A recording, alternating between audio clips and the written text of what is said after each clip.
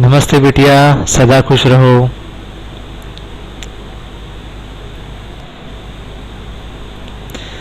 Myself Dr. Hemant Vyas, Associate Professor and Head of Department of Surgery from Faculty of Homeopathic Science under Jyoti Vidyapeeth Women's University Jaipur.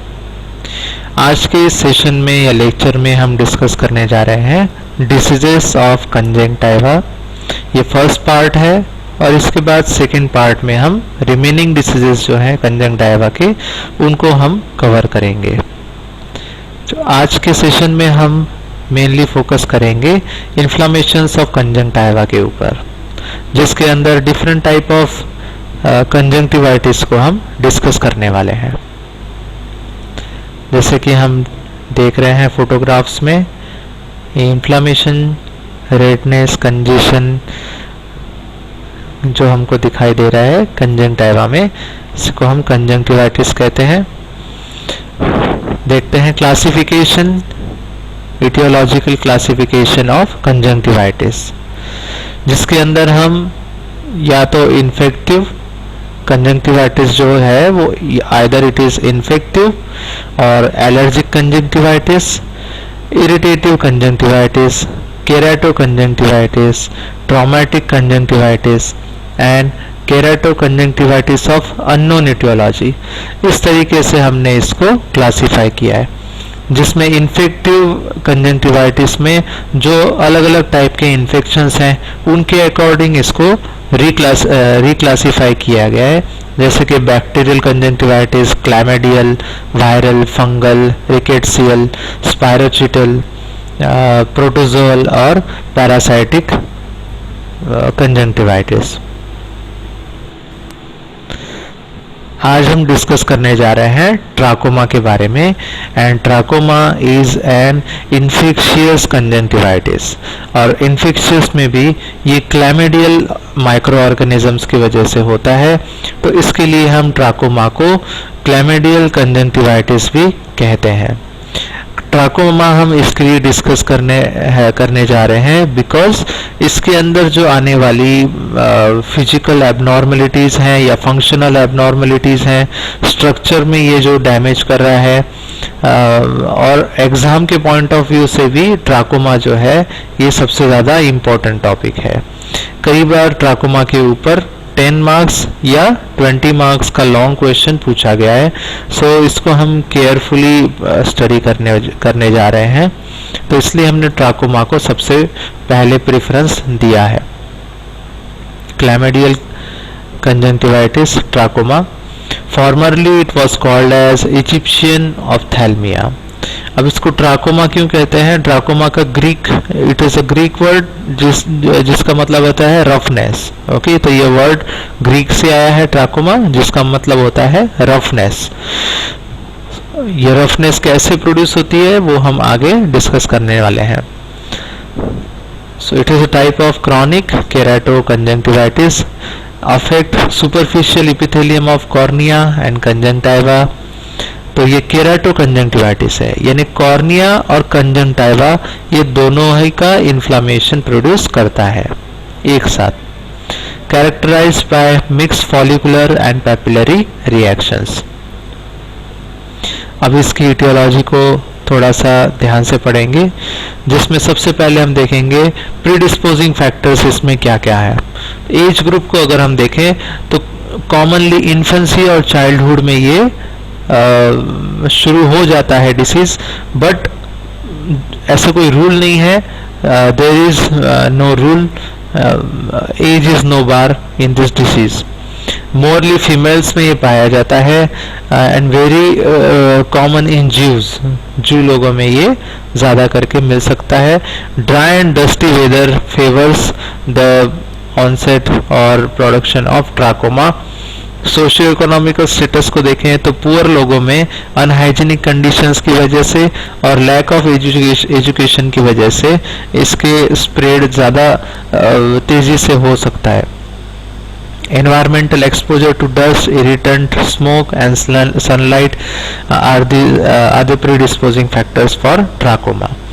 अब इसका causative organism कौन सा है? तो जैसे हमने कहा this is a chlamydial conjunctivitis. So Chlamydia trachomatis is the causative organism for this trachoma. Chlamydia trachomatis, जिसके अंदर 11 सीरोटाइप्स जो हैं वो रिकॉग्नाइज किए गए हैं, लेकिन सारे के सारे इसमें हम इन्फेक्शंस कॉज नहीं करते हैं. इनमें से कुछ हैं 2 या 3 टाइप्स के क्लैमिडिया जो ट्राकोमा कॉज करते हैं. Sources of infection: conjunctival discharge of affected person, superimposed bacterial infection, speed up the process.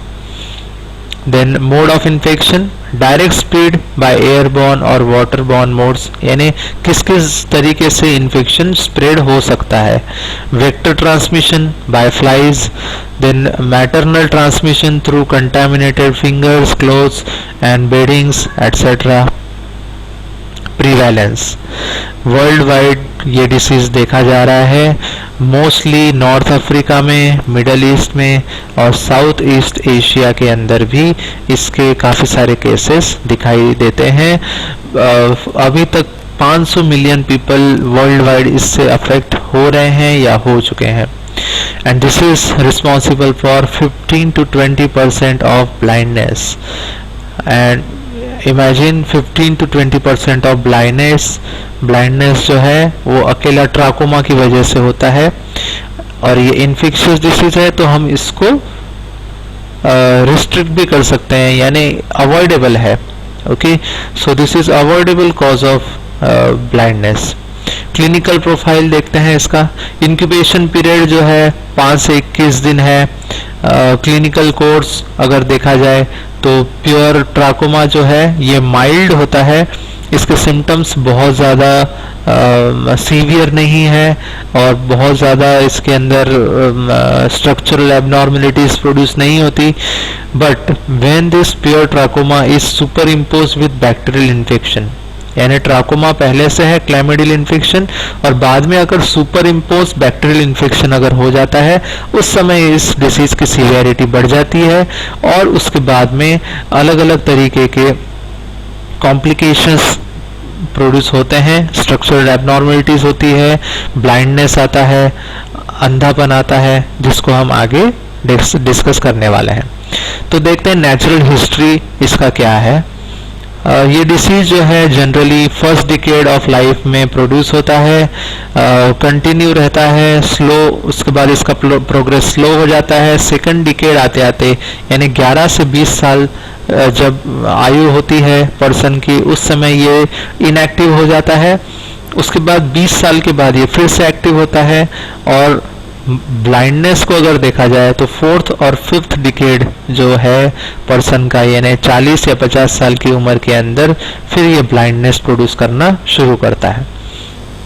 तो जानते हैं इसको डिटेल में. Symptoms: no secondary bacterial infection. If no secondary bacterial infection is there, then there will be minimal or asymptomatic cases. There will be mild foreign body sensation, occasional lacrimation, यानी आंखों में से आंसू आना, stickiness of the lids and scanty mucoid discharges. These are the symptoms. But if there is secondary bacterial infection, then all typical symptoms of acute bacterial conjunctivitis will be added in this.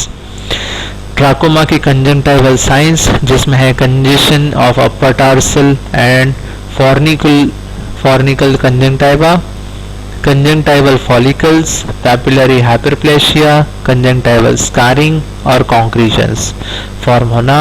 corneal signs में दिखेंगे हमको.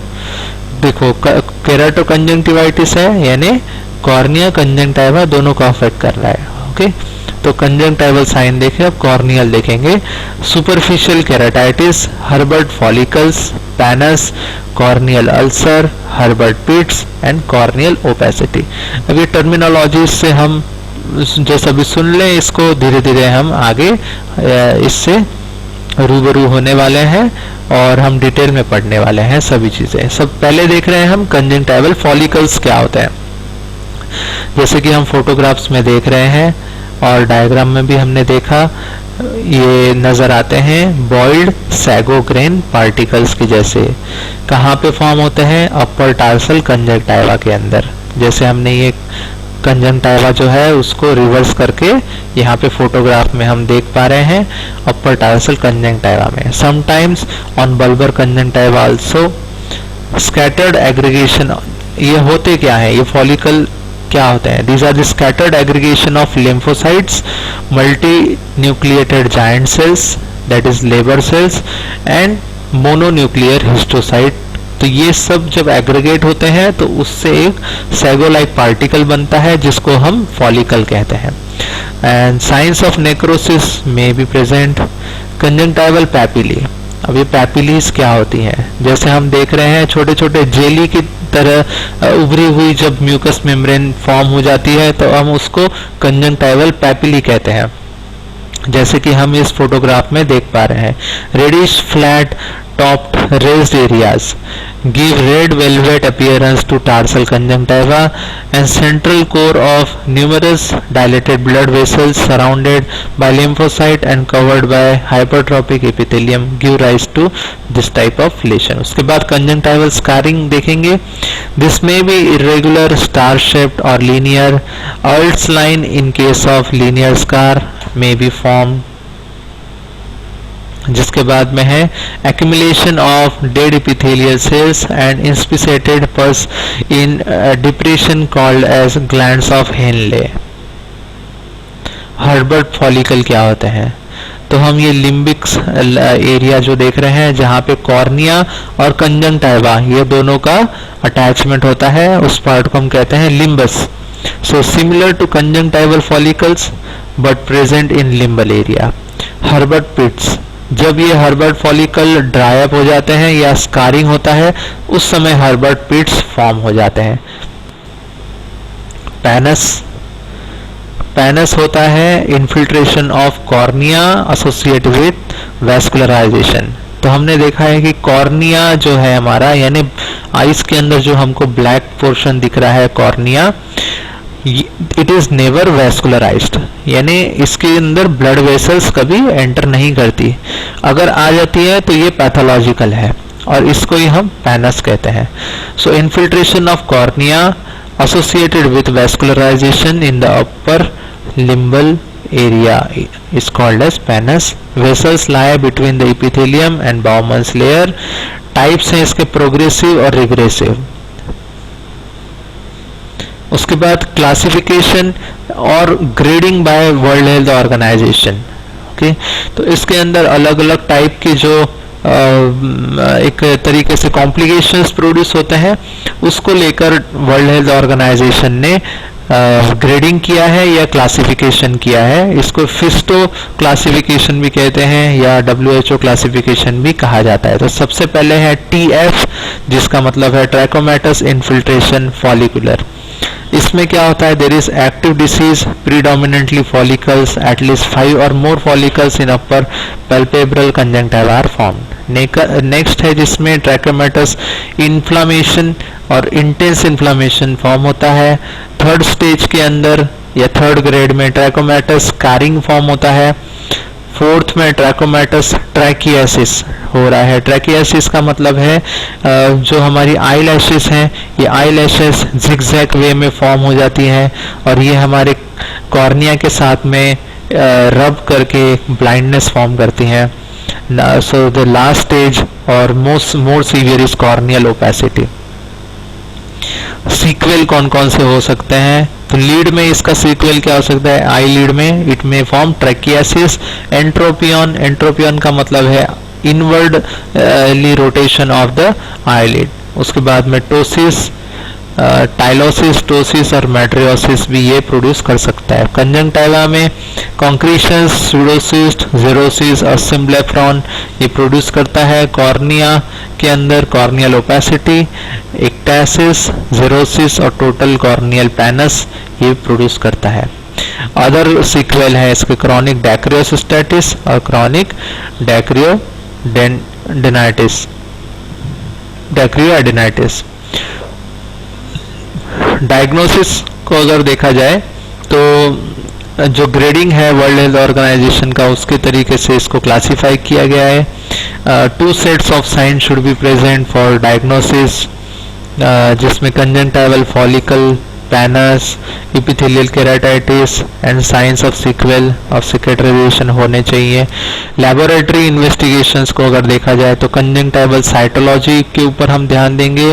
Detection of inclusion bodies देखेंगे, Elijah test for क्लैमिडियल antigen और PCR test, यानी जो कि हम अभी प्रोटीन चेन रिएक्शन जिसको हम कहते हैं, sorry polymerase chain reaction test जो है किया जाता है for detection of antibodies against some antigens, isolation and serotyping of organism.